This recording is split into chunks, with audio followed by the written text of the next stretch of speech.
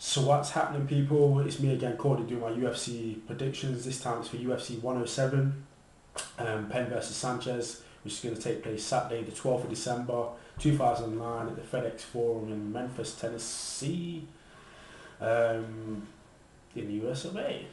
First fight on the card, the main event, is the UFC lightweight championship, which pits BJ Penn versus Diego Sanchez. BJ Penn's 5'9", he's got a 14-5-1 record. What can you say about this guy that's not already been said? He's one of the best pound for pound fighters in the world. Sick jiu-jitsu, sick stand-up, great takedown defense, very durable. Showed improved conditioning and cardio in his last fight. He's just amazing. I think he's one of my favourite fighters. He's one of my favourite fighters. In his last fight, he beat Kenny Florian by a rear naked choke in the 4th round, which he actually made it to. So yeah, that's BJ Penn. I can't say any more about the guy. He's fighting Diego the Nightmare Sanchez, 5'10". He's got a 21-2 record. He's got like a Zen-like approach to mixed martial arts, as you probably seen in the Ultimate Fighter Series 1. He's got good jiu-jitsu, really good jiu-jitsu. As he's training with the Rivera brothers at the University of Jiu-Jitsu. His cardio has always been good. He could go 5 rounds. Wrestling's really good. He's relentless. He just carries on and on and on. He's won his last fight against Clay Guida via the split decision. He couldn't finish Clay Guida. Well, that's a hard task in itself. But his striking, he couldn't put him away. I don't think he's got any power. It's not that he hasn't got any power, but it's not as much power as I thought he would have. Because he couldn't knock out Joe Stevenson either. Even though he had rocked a few times, he still couldn't put him away. But anyway, for this fight, I'm picking BJ Penn to win. I don't think Sanchez is going to do anything to... Sanchez is good, but I don't think he's going to trouble BJ Penn too much. I think BJ Penn's going to win the fight via decision. Sanchez has been stopped in a long while, so I don't know if that's going to happen, but I'm picking BJ Penn to win that fight. Next fight on the card is Frank Mir versus chokewho. Frank Mir has got a 12-4 record, is a former UFC heavyweight champion. He's got great jiu-jitsu, small man jiu-jitsu. I'm going to have to look for that on the net, small man jiu-jitsu. Does anyone teach it out there? Because I want to know some of it. Is it Oompa Loompa Jiu-Jitsu? I don't know. His cardio has always been questionable. But his hands and his stand-up has been improved as well. But it's the cardio thing's hanging over him all the time. His last fight was against Brock Lesnar. That was in July. He lost via TKO. His game plan was all wrong for that fight. I don't know what he's thinking. He's fighting chokewho, the statuesque 6'4" Greek god-looking guy, muscles popping out of his little finger. He's got good stand-up. Powerful guy, very strong. But his takedown defense and his actual grappling and submission defense, and it's just weak, really weak. Although in his last fight he came on short notice, so I don't know whether it was for that. Got schooled by Cain Velasquez in the art of wrestling. Takedown after takedown, Velasquez kept taking him down, and just do whatever he wanted. And chokewho looked like a fish out of water. But for this fight, I'm going to pick Frank Mir to win. Frank Mir? Who's Frank Mir? Frank Mir to win the fight via submission early. The longer it goes on, the more advantage goes to chokewho. But I think Frank Mir will try and finish it early if he doesn't get knocked out. Next fight on the card is Kenny Florian versus Clay Guida. Kenny Florian is 5'10", he's got 11-4 record. He's a BJJ black belt, he's got excellent Muay Thai. Recently changed camps for this fight. Went to Grave Jackson's camp, I think, for a bit. Then went up to TriStar in Montreal with GSP's, I think it's his striking coach, and I'm not sure what his name is. I think it's Fazir something. Might have got that wrong. I'll have to check that.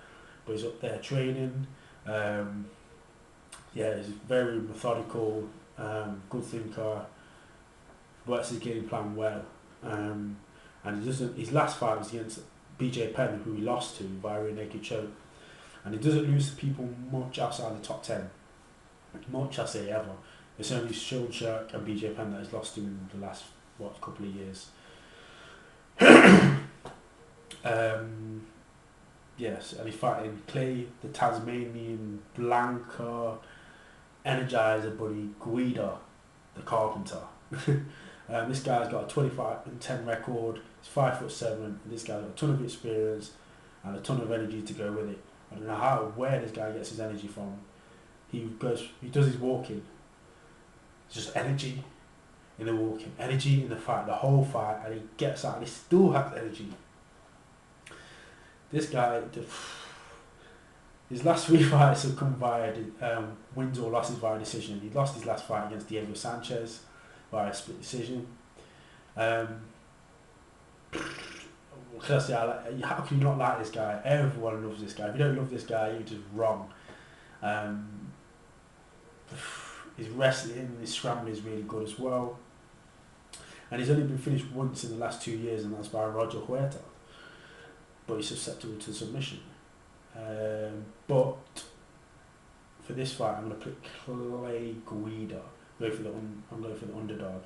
I'm going to pick Clay Guida to beat Kennedy Florian by decision, and he's going to do it via smothering with the wrestling, I think. Next fight on the card is John Fitch versus Mike Pierce. John Fitch was supposed to fight Ricardo Almeida. Ricardo Almeida pulled out. Then he was supposed to fight Thiago Alves. Thiago Alves pulled out, so Mike Pierce stepped up. John Fitch is 6'4". He's got a 20-3 record. And this guy's a grinder. He loves to take the fight to the mat and just grind you out, ground and pound you out, avoid the submissions and just take down, ground and pound, take down, ground and pound. That's all he does. He's got a very good submission defence. His work rate is high. His last 4 fights come wins via decision, and in his last fight he beat Paulo Thiago via decision. I think his last loss was to GSP, and he's fighting Mike Pierce, who's 5'8". He's got a 10-2 record. His last fight was against Brock Larson in his Mike Pierce's UFC debut, and he done what John Fitch does to most people, and he smothered Brock Larson with the wrestling, and that's what he did. He has got heavy hands. I haven't seen much of this guy. He looked quite good. But for this fight, I'm going to pick John Fitch, and I think John Fitch is going to do what he does every time and take him down and ground and pound the shit out of him, as he always does. So I'm picking John Fitch to win that fight. Just trying to get through these before the 10 minutes is up. The next fight on the card is Paul Buentello versus Stefan Struve. Paul Buentello is back in the UFC. The headhunter. He's got good hands. He likes to knock people out. Make no mistake about that. He likes to knock people out. He only fought once in 2008, and he's only fought once this year. And his last fight, he was against what's the guy's name? Kirill Sidlinov or something like that. They call him Baby Fedor anyway. But Paul Buentello schooled him in the art of kickboxing and beat him up. And he won that via TKO. So Paul Buentello back in the UFC. And he's fighting Stefan Skyscraper Struve, who's 6'11". He's got an 18-3 record. A lanky guy, big lanky guy. Most of his wins are via submission. He won his last 2 fights via submission. His last fight was against Chase Gormley, done him with a triangle. His stand-up needs to be good if he wants to survive against Paul Buentello, but I'm picking Paul Buentello to knock him out, because Struve got knocked out by Junior Dos Santos, and I think it's going to happen the same way. But anyway, those were my picks, my opinion. Don't forget to check me out on thepainpalace.com. Big shout going out to Mixed Martial Marketing. Anyway, peace.